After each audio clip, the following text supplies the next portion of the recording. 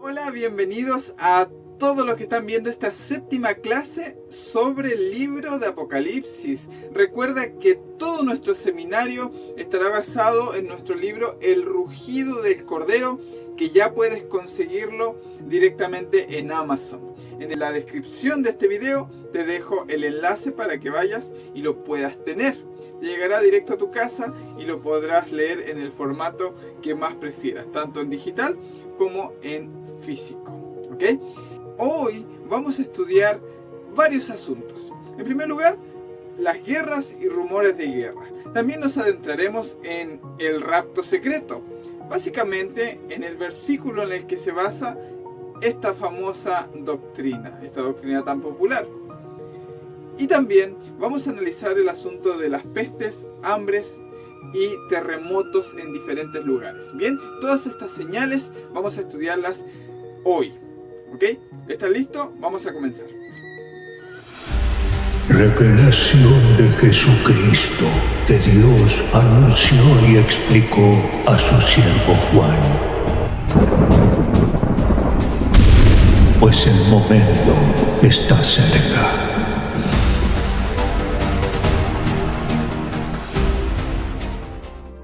Mateo 24:6 dice: y oréis de guerras y rumores de guerras.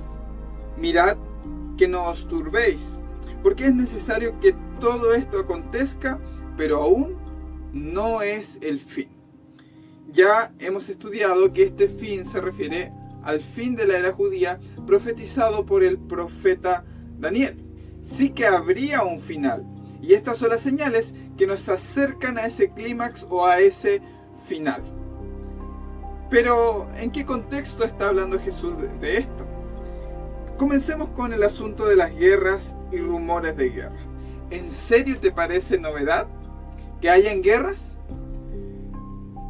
Si hoy miras y ves la guerra de Ucrania con Rusia, ves las guerras en Medio Oriente, en Gaza, etcétera, etcétera, ves todos estos tipos de conflictos bélicos entre naciones y se levanta nación contra nación y reino contra reino, ¿no? Este aspecto de las señales del fin, ¿te parecen una novedad? ¿Te parece que son el cumplimiento de alguna señal específica? Piensa que un amigo mío debo recogerlo en Madrid y le pido que me dé alguna indicación, alguna pista de dónde está. Se ha perdido y yo le digo: dime dónde estás para irte a buscar.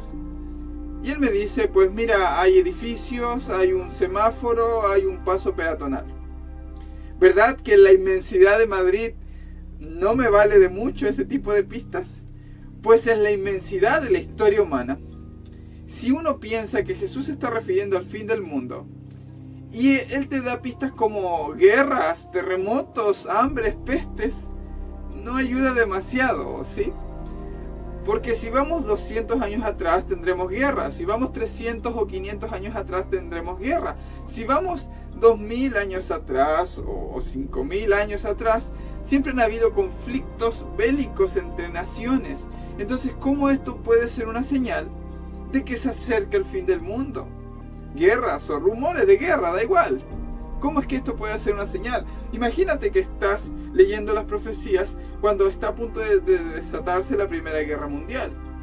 Dirás que viene el fin del mundo. Y hoy por hoy sabemos que no, que sería un completo error. Y te aseguro que hubo mucha gente que lo creyó. Segunda Guerra Mundial, ¿qué me dices? Ah, no, que la tercera es la vencida. Bueno, entonces la pregunta es: ¿son estas señales realmente suficientes para nosotros hoy en día basarnos en saber si llega el fin del mundo? Por supuesto que no. Siempre han habido guerras y esto no tendría ningún sentido si se debiera interpretar de esta forma. Pero en la época de Jesús, estas señales a lo que apuntaban sí que tenían todo el sentido del mundo. Existía en aquella época lo que se llamaría, diríamos hoy, la Pax Romana, ¿vale? La Pax Romana en latín, que hacía referencia a que el Imperio Romano había conquistado todo el territorio conocido hasta ahora a punta y filo de espada.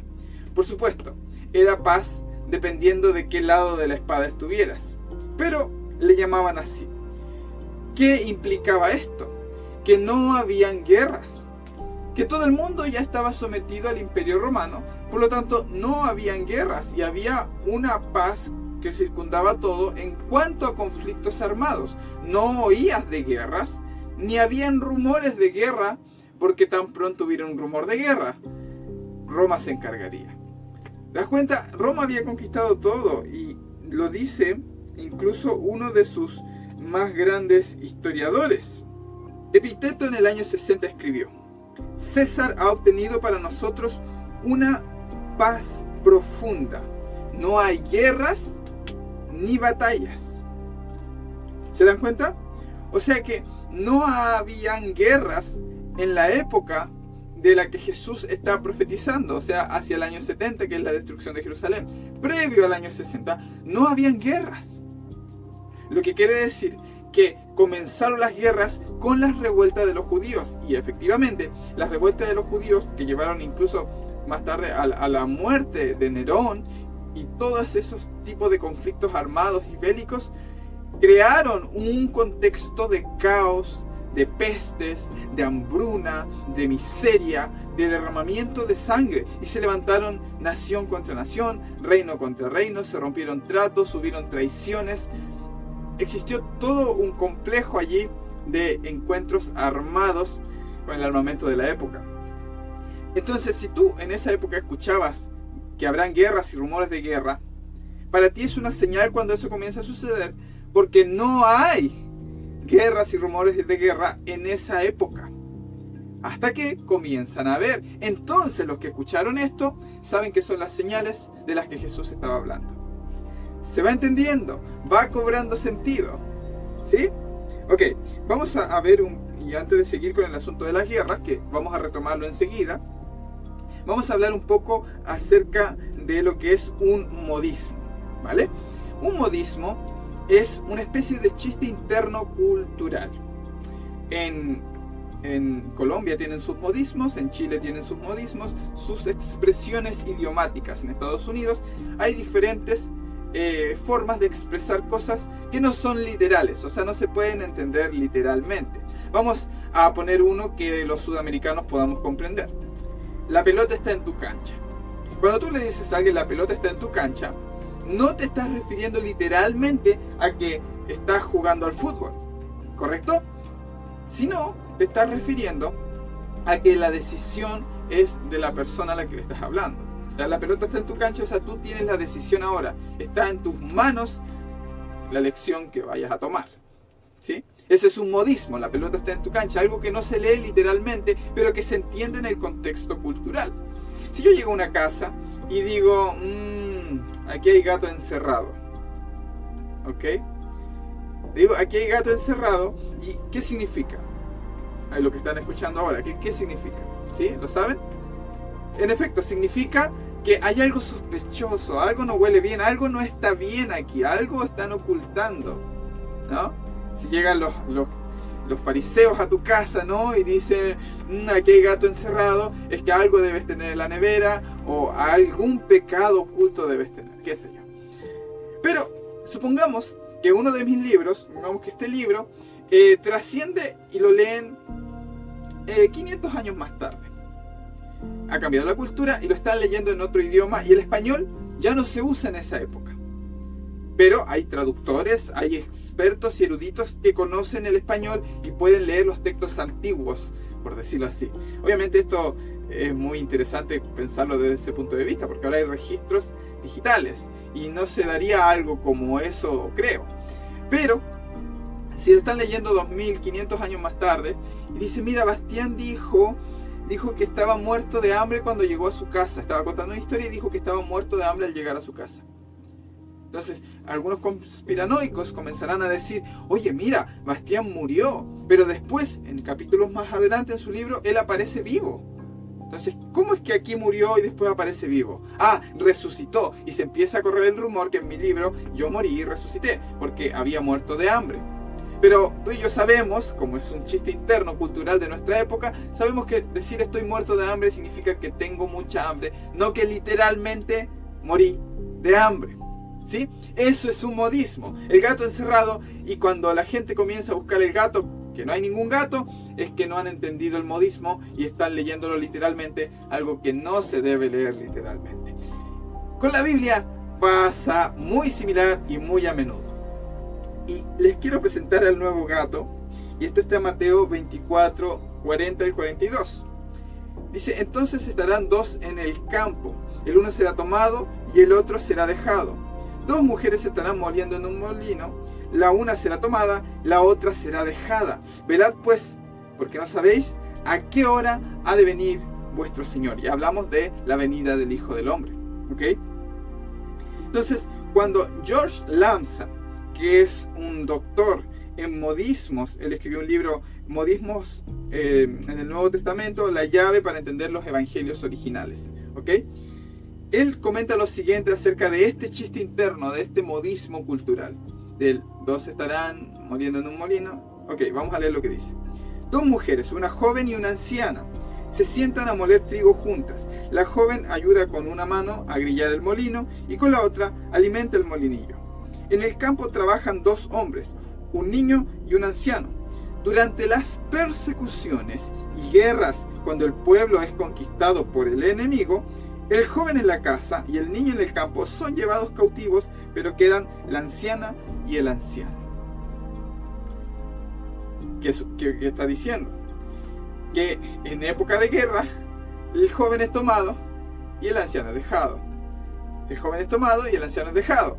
Entonces, lo que está diciendo Jesús con estas palabras no es que habrá un rapto secreto cuando venga el Señor y tomará a uno y quedará la ropa así, quedará solo la ropa y se llevará a algunos, y a los más pecadores los dejará. No tiene nada que ver. Se está refiriendo a que en épocas de guerra esto es lo que ocurre. Toman botines de personas que sirven para el trabajo, mujeres, etcétera, etcétera. Sobre todo eligen a los más jóvenes, a los que son más útiles. Lo que está diciendo Jesús con estas palabras es que vendrá guerra. Pero todavía hay defensores del rapto y los que se inventaron en la doctrina del rapto buscando al gato. Están buscando la quinta pata del gato, otro modismo. Que estás tratando de encontrar mensajes o ideas donde no las hay.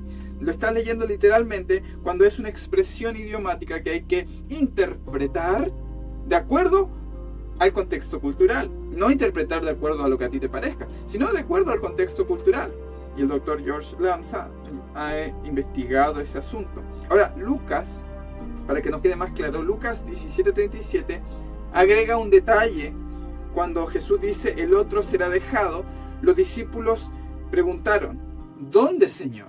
¿Dónde será dejado? La respuesta es si lo leemos decodificando el asunto, ¿cuál sería la respuesta? La respuesta sería: será dejado en Jerusalén, porque llevará en cautivo al joven y dejarán al anciano o a la anciana en Jerusalén mientras ésta esté bajo asedio o bajo ataque.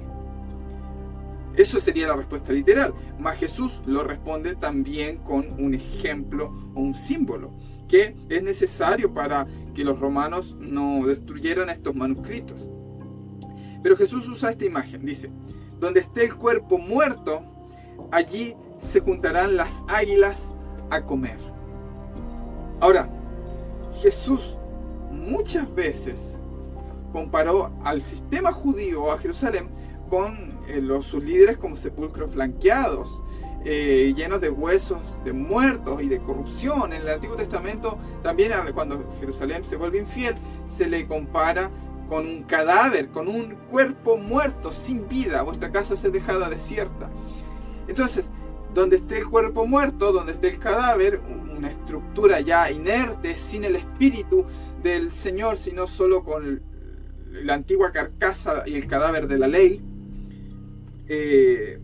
allí se juntarán las águilas a comer. Y cuando tú miras el estandarte romano, te das cuenta que las tropas romanas eran representadas por un águila. La palabra exacta aquí es, la mejor traducción sería águila, no buitre, no ave de rapiña, sino águila. Y esto aclara todo el panorama. Están obviamente Jesús refiriéndose a Jerusalén y las águilas romanas que lo rodean destruyen el cuerpo muerto. ¿De un rapto? Solamente están buscando un gato que no hay al inventarse la idea de un rapto secreto. ¿Vale? ¿Se va entendiendo? ¿Va quedando claro? ¿Les gusta este seminario? Pues dejen un me gusta y suscríbanse a nuestro canal porque viene muchísimo más. Y recuerda que está basado en este libro, ¿vale? Vamos a continuar. Así que teniendo claro este asunto de las águilas romanas, del cuerpo muerto en Jerusalén bajo ataque, de las persecuciones, del supuesto rapto que no es rapto, Jesús estaba refiriéndose a que vendría guerra, usando un modismo conocido para la gente de su época y de su cultura. Ahora, continuemos con las otras señales. Mateo 7, 24 del 7 al 8. Porque se levantará nación contra nación y reino contra reino, y habrá pestes, hambres y terremotos en diferentes lugares, y todo esto será principio de dolores. Ahora, claro, principio de dolores, porque al comenzar todos estos sucesos, recién se estaba iniciando lo que llevaría a la finalización de esto, que sería la destrucción de Jerusalén. Ahora, el asunto de principio de dolores, Dios realmente es bueno. Él, a pesar de que Jerusalén se buscó esto y iba a enfrentar su destino en este sentido, principio de dolores es cuando una mujer va a tener un hijo. Esa sería la traducción, es como la mujer encinta y no escaparán. ¿Les suena? Sí. Y en efecto, si bien se refiere a dolores como en agonía para los israelitas, los judíos, también iba a iniciar algo completamente nuevo, que era un movimiento que trascendería cualquier nación y cultura. Ya hablaremos de eso más adelante. Una nueva Jerusalén. Sin embargo, vamos a analizar el asunto de las pestes, hambres y terremotos.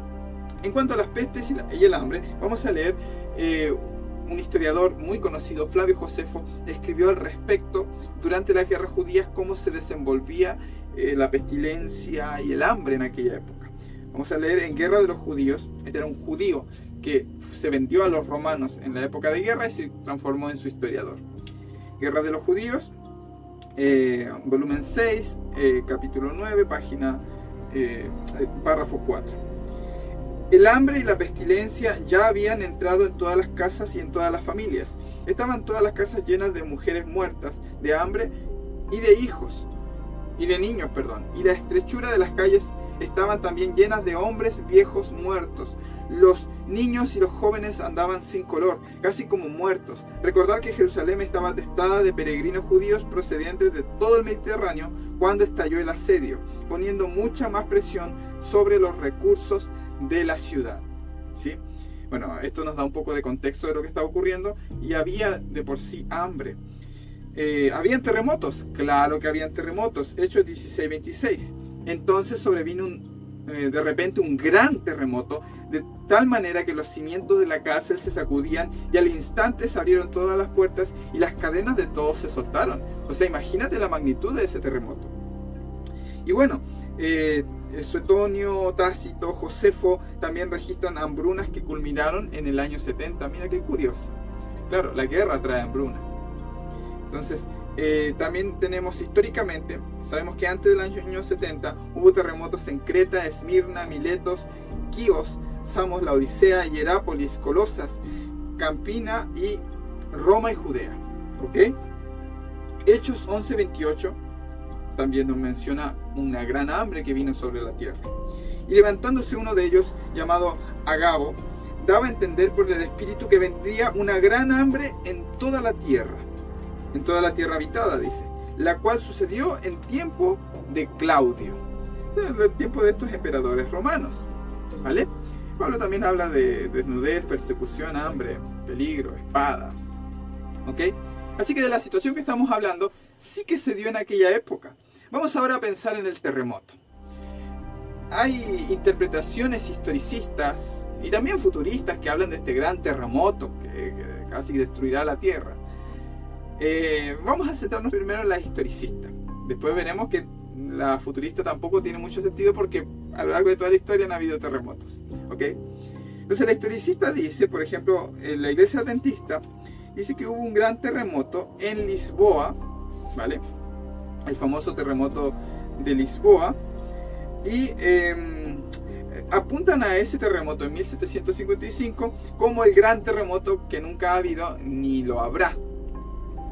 Sin embargo, hay que ser honesto, y pueden engañar a cualquiera en Estados Unidos que esté mal informado, pero, hombre, yo soy chileno, y si me vas a hablar de terremotos, me vas a decir que el de Lisboa es el más grande.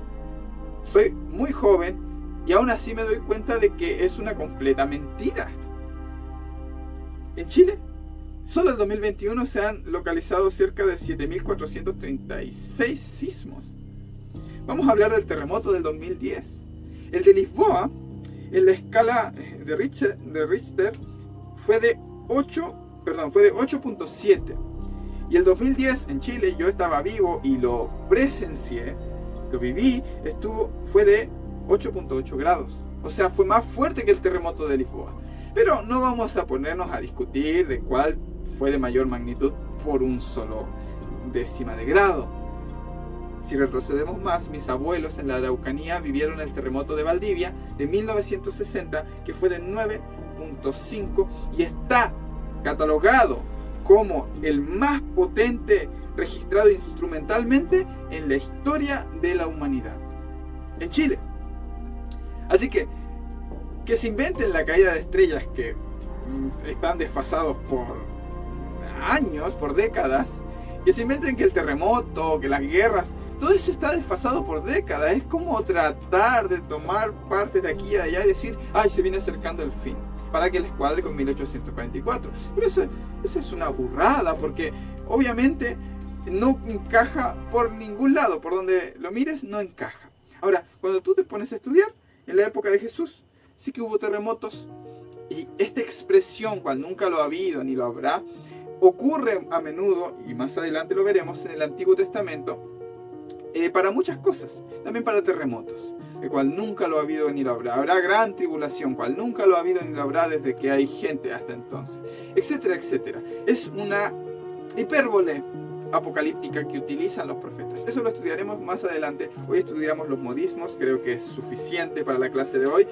Y también, habiendo estudiado el terremoto, las pestes, las hambres, podemos saber que Jesús se estaba refiriendo a un tiempo específico para personas específicas. Miren, Dios es bueno. Y hoy por hoy no tenemos que temer esos cataclismos, porque hacían referencia a un momento puntual y particular de la historia. Ahora, ¿habrán eventos profetizados en Apocalipsis? Yo creo que sí, ¿sabes? Y te lo digo porque también está en el libro. Pero antes tiene que desbloquearse esta fase del año 70. Por eso te invito a que no te lo pierdas, porque también hablaremos tanto del pasado como de nuestro presente y del futuro en este seminario. Todo estará aquí, y recuerda conseguir nuestro libro El rugido del cordero. Te lo dejo el enlace por aquí, y además te invito a suscribirte a nuestro canal, y también te dejo por aquí el siguiente video. Un abrazo a todos. Chao, chao. Pues el momento está cerca.